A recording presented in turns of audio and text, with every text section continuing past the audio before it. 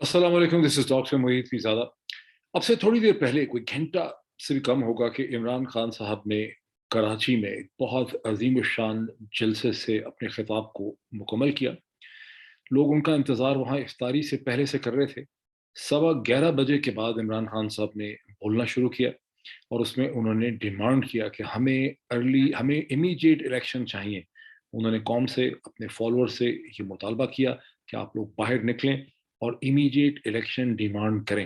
लेकिन साथ ही उन्होंने ये वार्न भी किया, निज़ाम को, हुकूमत को ये वार्न किया कि हमारी ये तहरीक मुकम्मल तौर पर पुरअमन है, कोई ऐसी हरकत ना करें कि ये अमन का जो एक प्रोसेस है, ये यहाँ पे डिस्टर्ब हो जाए।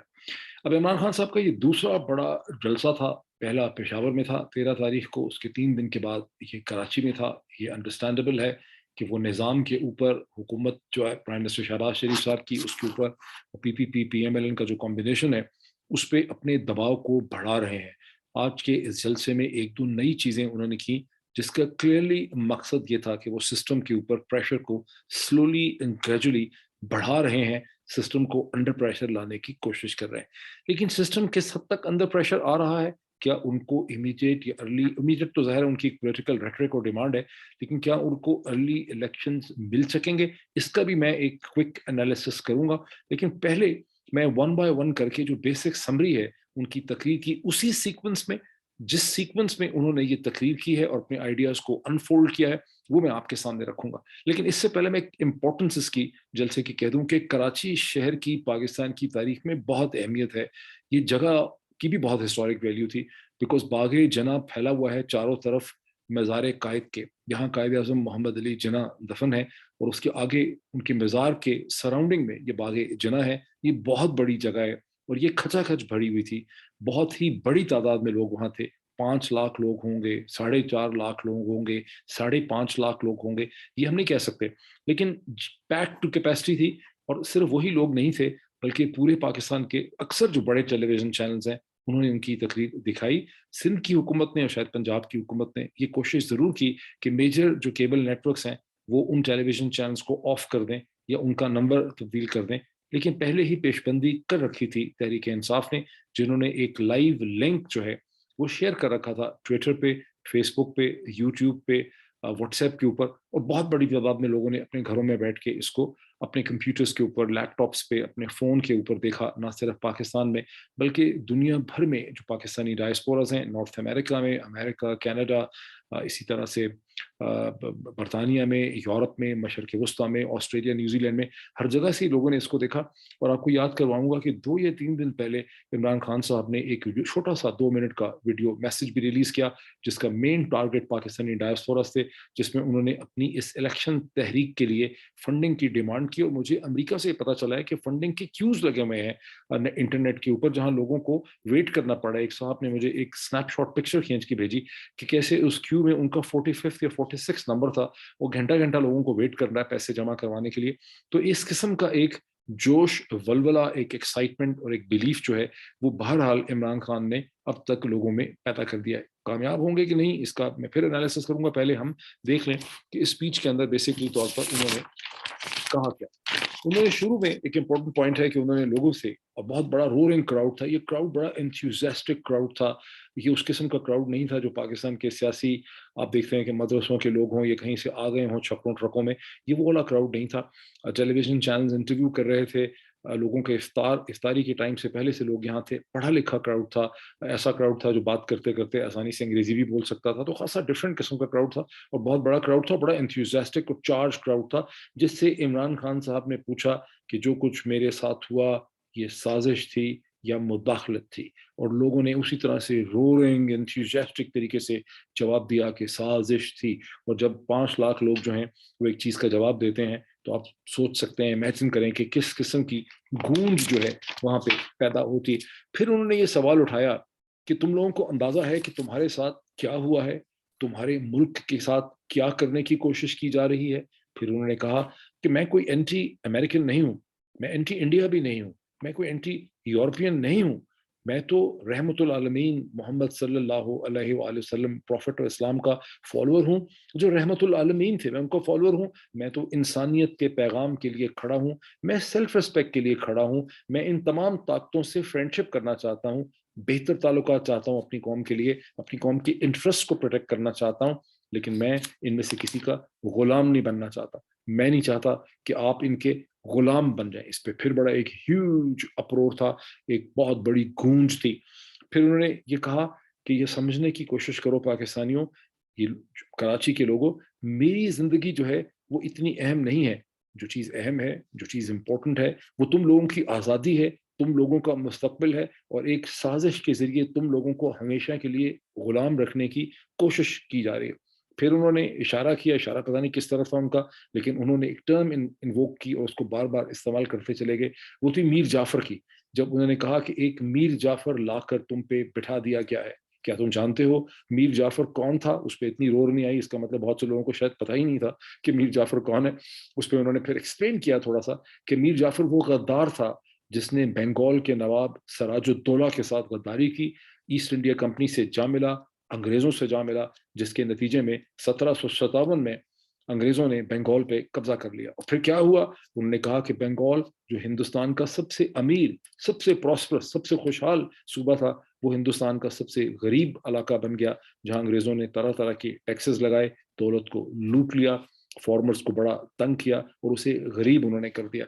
फिर उसके बाद उन्होंने थोड़ा-सा इशारा किया कि कैसे अमेरिकन एम्बेसी के अंदर कुछ जर्नलिस्ट के, बहुत से पॉलिटिशियंस की मुलाकातें होती रहीं। एक जर्नलिस्ट कोई था, उसने उनको बताया भी कि इस वक़्त जिसकी मुलाकातें वहाँ होती रही हैं, कि किस तरह से जो जर्नलिस्ट हैं, वो तो माला-माल हो गए हैं गुज़िश्ता चंद हफ्तों में। फिर उन्होंने एक बड़ा इंटरेस्टिंग तकनीकी सवाल उठाया, जिससे मैं समझता हूँ कि ये भी उनके, जहाँ वो प्रेशर इंक्रीज़ करते नज़र आते हैं निज़ाम के ऊपर और हुकूमत पे, वहाँ ये सवाल बड़ा इम्पोर्टेंट था। जिस तरह से मीर जाफ़र की इस्तिलाह जो है, वो बहुत इम्पोर्टेंट थी। इसी तरह से ये जो सवाल उन्होंने उठाया, उन्होंने कहा कि डोनाल्ड लू की कम्युनिकेशन और डिस्पैच था, जिसमें कहा गया कि अगर इमरान खान को नहीं हटाएँगे, तो फिर इसके कॉन्सिक्वेंसेज़ होंगे, इसके नताइज होंगे, अगर इसको हटा देंगे, तो फिर माफ़ी मिल जाएगी। ये वो किसको कह रहे थे? मैं तो खुद प्राइम मिनिस्टर था, क्या मुझे कह रहे थे? ये उन्होंने जवाब नहीं दिया कि किसको कह रहे थे, लेकिन लोगों के ज़हनों में ये एक बड़ा इम्पोर्टेंट, मुश्किल किस्म का जो सवाल है, जिसका लोगों ने खुद ही जवाब देना है, वो उन्होंने लोगों के ज़हनों में डाल दिया वहाँ पे।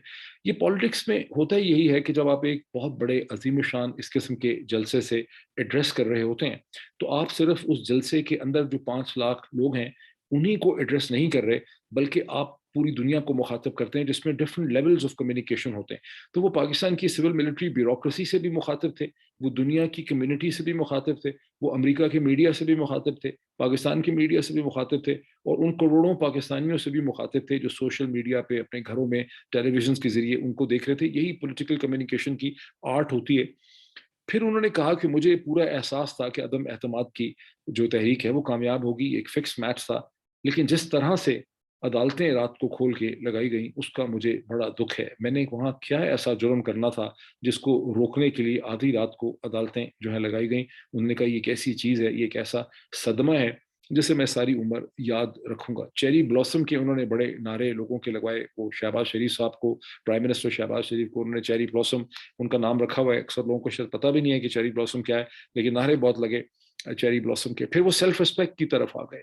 उन्होंने लोगों को याद करवाया कि अमेरिका के पिछले सदर डोनाल्ड ट्रंप ने 2019 के शुरू में, ग़ालिबन जनवरी 2019 में पाकिस्तान के खिलाफ 2 या 3 ट्वीट किए थे, 2 ट्वीट किए थे। उन्होंने कहा कि मैंने डोनाल्ड ट्रंप को बड़ा सख्त जवाब दिया। मैंने उनको कहा कि देखें, पाकिस्तान से ज़्यादा किसी ने अमेरिका की खातिर, अमेरिका की वॉर अगेंस्ट टेररिज्म में सैक्रिफाइसेस नहीं दी, और पाकिस्तान ही को ब्लेम किया जाता है। वो कहते हैं उसका नतीजा देखें क्या हुआ, कि जब मैं अमेरिका के दौरे पे गया, मैं डोनाल्ड ट्रंप से मिला, तो उन्होंने और उनकी हुकूमत ने और व्हाइट हाउस ने जिस तरह से मुझे वेलकम किया, बहुत ही इज़्ज़त दी, बहुत ही वार्म से वेलकम किया, और शायद ही किसी पाकिस्तानी प्राइम मिनिस्टर के सदर को इतने पुरतपाक तरीके से उसका वेलकम किया गया हो, इतनी इज़्ज़त उसको दी गई हो, जितनी मुझे डोनाल्ड ट्रंप ने दी।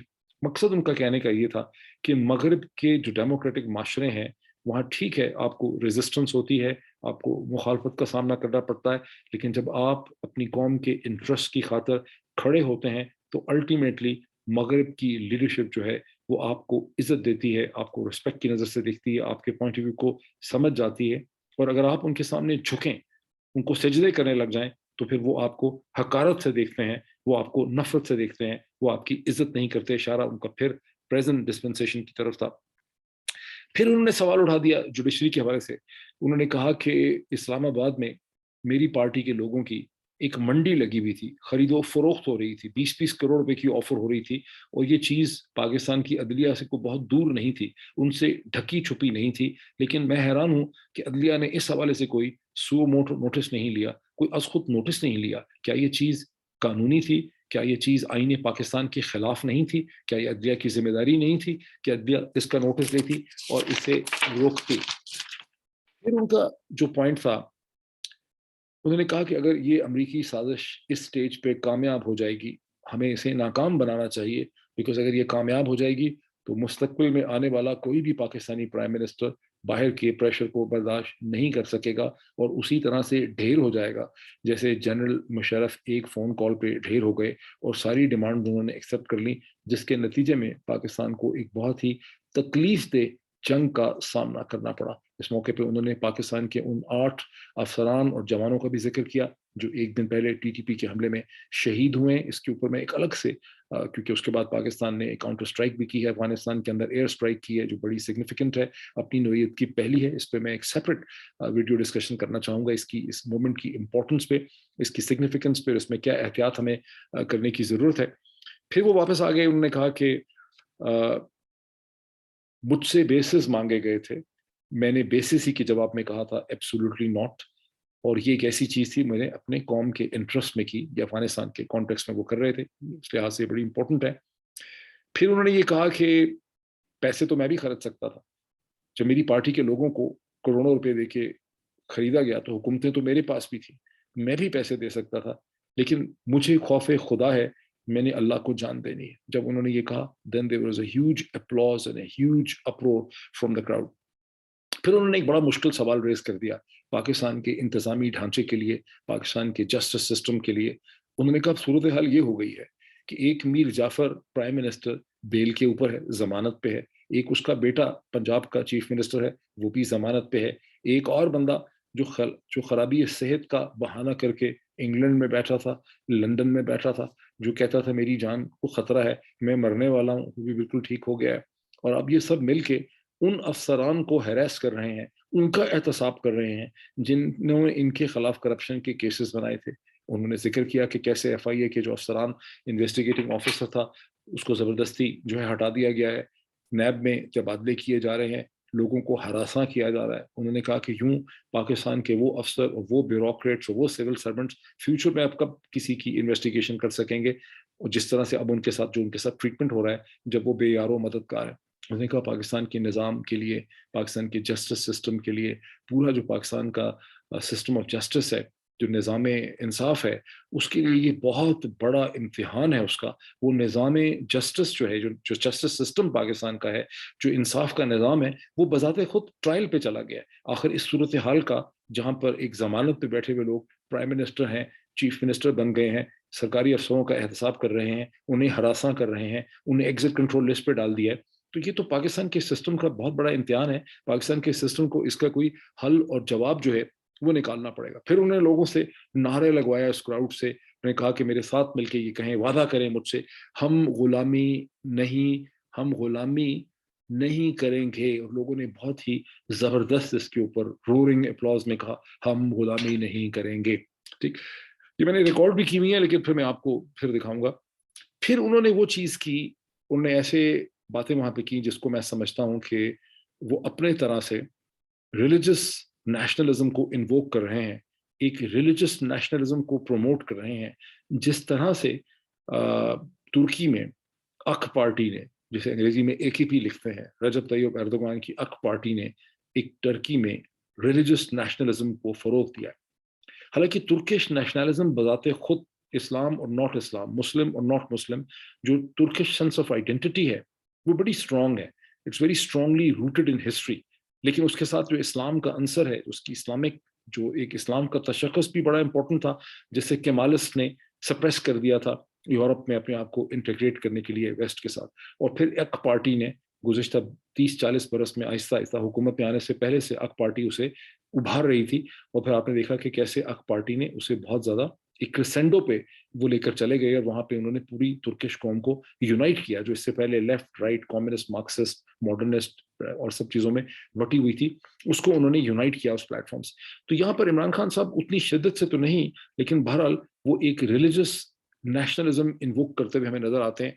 जब आपने देखा कि वो अपनी तकारीर का जो है, अब पीटीआई के जितने भी जलसे शुरू हो रहे हैं, वहाँ पे पाकिस्तान का तराना जो है उससे आगाज़ होता है, जो बहुत ही एक इंस्पिरेशनल सीन होता है, बड़ा आप फ़ील करते हैं उसको। इसी तरह का इय्याका नअबुदु व इय्याका नस्तईन से वो अपनी तकरीर का आगाज़ करते हैं। अब यहाँ पर उन्होंने कहा कि कुरान करीम हमें हुक्म देता है अमर बिन मारूफ, यानी कि तुम बुराई से रोको। उसने कहा कि अल्लाह ने कोई हमें थर्ड वे, थर्ड ऑप्शन इसमें नहीं दे रखी। फिर उनका एक इशारा क्लियरली पाकिस्तान की इस्टेब्लिशमेंट की तरफ था, जब उन्होंने कहा कि आप इस नस्बुल ऐन में आप न्यूट्रल नहीं रह सकते, आपको बुराई को रोकना है, आपको जो अच्छाई है उसको प्रमोट करना है। बड़ा क्लियर उनका सिग्नल था। फिर उन्होंने कहा कि अल्लाह हमें राह हक पे चलने के लिए कहता है, राह हक। तो अब जब देखें, ये वो रिलीजियस नेशनलिज्म है जिसे वो बहुत सक्सेसफुली इन्वोक कर रहे हैं। ये रिलीजियस नेशनलिज्म मैं समझता हूँ इस्लामिस्ट उस तरह से नहीं है, जिस तरह से टीएलपी है, या जिस तरह से और मजहबी जमातें नहीं हैं। ये एक बड़ी मॉडर्निस्टिक है, जिसके साथ ही वो ये भी कह रहे हैं कि हमें अमेरिका से, हिंदुस्तान से, यूरोप से अच्छे ताल्लुकात चाहिए, उनसे हमें सेल्फ रिस्पेक्ट चाहिए। उनके आइडियाज़ मॉडर्निस्टिक हैं, वो इसको एक मॉडर्न हिस्ट्री के साथ और यूरोप की वेलफेयर स्टेट के साथ कनेक्ट करते हैं। बहरहाल रिलीजियस नेशनलिज्म ये है, ये कोई नेसेसरली बहुत बुरी चीज़ नहीं है, ये एक बड़ा केयरफुली हैंडल करने वाली चीज़ है। फिर उन्होंने एक मुतालबा कर दिया कि जुडिशल कमीशन बनना चाहिए इस साजिश के हवाले से। ये एक ऐसी चीज़ है जिसके बारे में मुझे बड़ी रिजर्वेशंस हैं। कौन सा जुडिशल कमीशन पाकिस्तान में बन के इन्वेस्टिगेट कर लेगा इस किस्म की चीज़ को? मेरा नहीं ख्याल कि पाकिस्तान की सिस्टम के अंदर कोई ऐसा जुडिशल कमीशन बन सकता है। मेरा तो ख्याल है कि ये एक पॉलिटिकल नैरेटिव है, और इसे पॉलिटिकल नैरेटिव ही रहना चाहिए। और वैसे भी अमेरिका के खिलाफ जुडिशल कमीशन बनना, मैं तो कम अज़ कम बिल्कुल इसे रिकमेंड नहीं करता। मेरे ज़हन में तो कम अज़ कम ये है कि जहाँ इमरान खान साहब को मुख्तलिफ स्टेक होल्डर्स के साथ कम्युनिकेशन के लिए तैयार रहना चाहिए, उनके ज़ाब्ते रहने चाहिए, उनके दरवाजे खुले रहने चाहिए। वो पूरे निज़ाम को ही तो उन्होंने ख़त्म नहीं करना। इसी तरह से बिहाइंड द सीन्स उनको सोचना चाहिए कि किस तरह से अमेरिका में, वाशिंगटन में भी कोई ऐसा उनके पास पाकिस्तानी डायस्पोरास के ज़रिए, लॉबिस्ट के ज़रिए कोई ऐसा तरीका होना चाहिए कि वहाँ के जो स्टेक होल्डर्स हैं, उनको कम से कम ये रीअश्योर किया जा सके कि पॉलिटिकल रेटरिक अपार्ट, पीटीआई और इमरान खान एंटी अमेरिकन नहीं है। अगर इमरान खान अपने जलसों में बारहा कह रहे हैं, पहली दफ़ा नहीं है, इससे पहले भी 2-3 दफ़ा वो कह चुके हैं कि मैं एंटी अमेरिकन नहीं हूँ, मैं एंटी वेस्ट नहीं हूँ, मैं एंटी यूरोप नहीं हूँ, मैं एक सेल्फ रिस्पेक्टिंग रिलेशनशिप के लिए खड़ा हूँ। तो यही चीज़ जो है अमेरिका के अंदर भी through lobbyist, through diaspora, through influential personalities, जैसे जब डोनाल्ड ट्रंप से उनकी मुलाकात हुई थी और अफ़गानिस्तान के मामले में पाकिस्तान और अमेरिका में एक बेहतर अंडरस्टैंडिंग ने डेवलप किया था। One key character was senator Lindsey Graham, जो अमेरिका की पॉलिटिक्स में एक बहुत ही इम्पोर्टेंट कैरेक्टर हैं। इसी तरह के बहुत से लिंडसे ग्राहम पीटीआई को चाहिए, इमरान खान को चाहिए, ताकि पॉलिटिकल रेटरिक जो भी हो पाकिस्तान के जलसों में, सड़क में, अमेरिका को ये रीअश्योर करना कि देखें, हम आपसे एक सेल्फ रिस्पेक्टिंग रिलेशनशिप चाहते हैं, आपको हमारे पॉइंट ऑफ व्यू को समझने की ज़रूरत है। हम एंटी अमेरिकन नहीं हैं, हम एंटी वेस्ट नहीं हैं, हम इस्लामिस्ट नहीं हैं। ये भी एक कम्युनिकेशन ज़रूरी है। पॉलिटिक्स में एक किस्म की कम्युनिकेशन नहीं होती, पॉलिटिक्स में सैकड़ों किस्म की कम्युनिकेशन और शेड होती है। और जब मैं इंडिया की कम्युनिकेशन देखता हूँ, जो भी मैंने उनके फॉरेन मिनिस्टर्स की जो जो 2+2 मिनिस्ट्रियल हुई थी वाशिंगटन में, जिस तरह से हिंदुस्तान के फॉरेन मिनिस्टर ने हैंडल किया दुनिया के मीडिया को, जिस तरह से उन्होंने पैराडाइम उसके सामने लेकर आए, जिस तरह से अपने ट्रेड इंटरेस्ट को उन्होंने डिफेंड किया, I marvel at that, it was marvellous. इसी तरह से पाकिस्तानियों को पॉलिटिकल लेवल में, फॉरेन ऑफिस के लेवल में, इंस्टीट्यूशन लेवल में उस किस्म की मल्टीपल लेवल की जो एक मल्टी डायमेंशनल कम्युनिकेशन है वो सीखने की जरूरत है। और इमरान खान साहब को भी वो मल्टी डायमेंशनल कम्युनिकेशन सीखने की जरूरत है। आगे चलते हैं,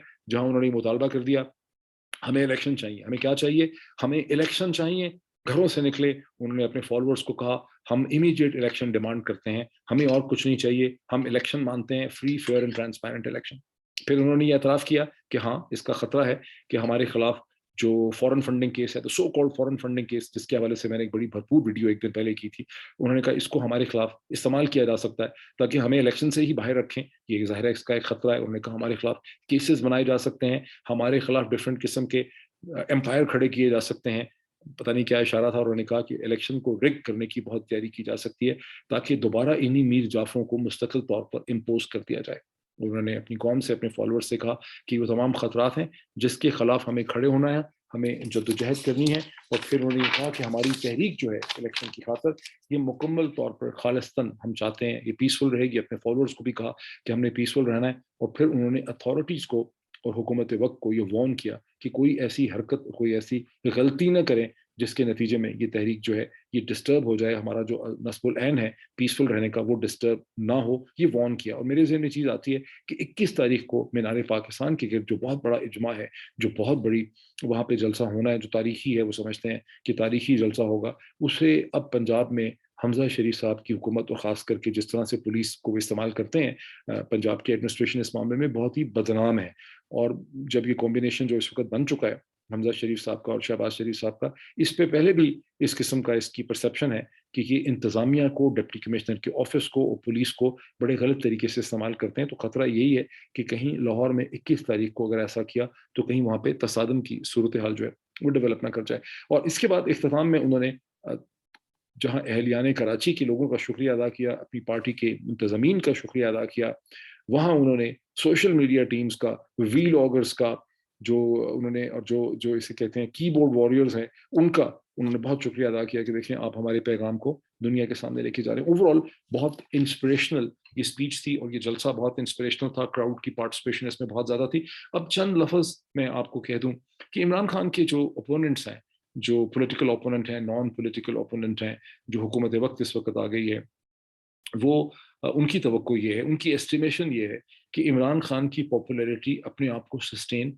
नहीं कर सकेगी। ये पॉपुलैरिटी आहिस्ता-आहिस्ता फेड होने लग जाएगी। इमरान खान और उनकी पार्टी थक जाएँगे, उनके लॉजिस्टिक और फंडिंग के मसले खड़े हो जाएँगे, लोग अपना इंटरेस्ट सस्टेन नहीं कर सकेंगे। और फिर दरमियान में जब केसेज़ आएँगे मुख्तलिफ़ किस्म की, जैसे तोशा खाने का केस है या फॉरेन फंडिंग केस है, तो इन चीज़ों में ये पार्टी और इमरान खान फँस के उलझ जाएँगे और उन्हें वो अर्ली इलेक्शन देने की ज़रूरत नहीं रहेगी जो डिमांड करते हैं। ये एक अंडरस्टैंडिंग है जो मैं देख रहा हूँ। लेकिन इसके साथ ही खुद जो प्राइम मिनिस्टर शहबाज शरीफ साहब की जो एडमिनिस्ट्रेशन बननी है पूरी, जिसमें वो खुद प्राइम मिनिस्टर बन गए हैं, उनके ऊपर केसेज़ हैं, उनके साहिबजादे जिनके ऊपर केसेज़ हैं, वो भी ज़मानत पे, बाप-बेटा दोनों ज़मानत पे हैं और वो चीफ़ मिनिस्टर पंजाब बन गए।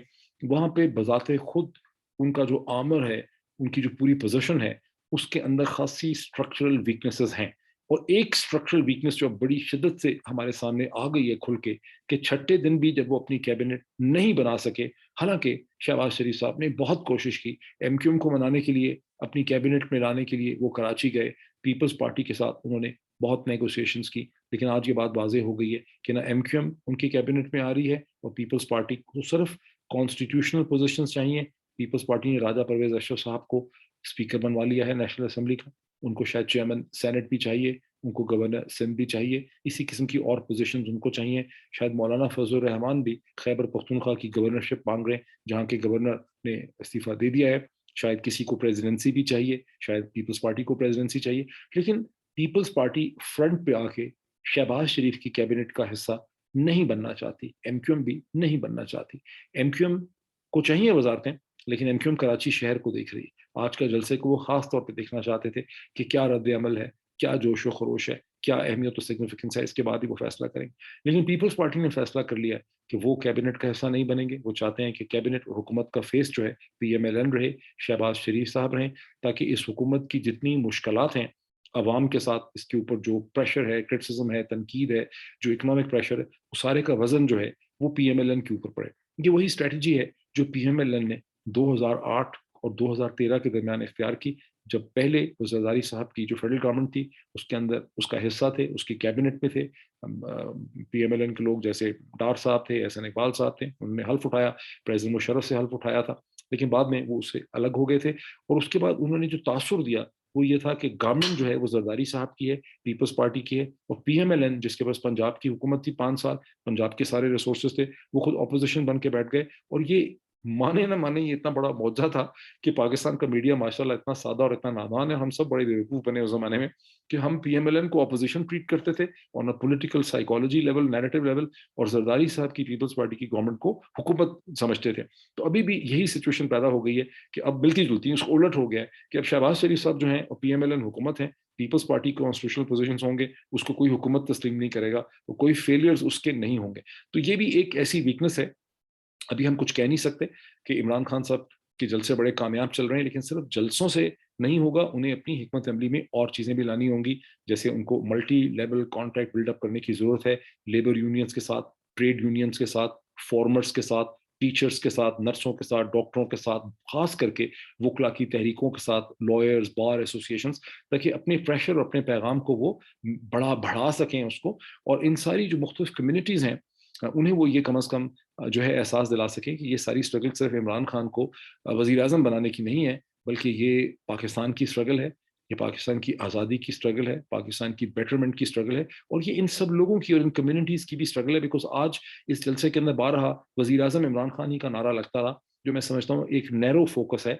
आपको इसको एक वाइडर पाकिस्तान के लेवल की मूवमेंट जो है, वो बनाने की ज़रूरत है। प्रेशर ज़रूर पड़ रहा है सिस्टम पे, अभी इतना नहीं पड़ा कि अगले ही हफ्ते वो कहें कि इमीडिएट इलेक्शन दे देंगे, लेकिन फीलिंग मेरी ये है कि इलेक्शन की तरफ ही अल्टीमेटली चीज़ें जाएँगी, और फिर चैलेंज ये होगा कि इलेक्शन कितने फ्री, फेयर और ट्रांसपेरेंट होंगे। तो फिर मैं मज़ीद एनालिसिस लेकर आऊँगा इस सिचुएशन पे। Thank you so much.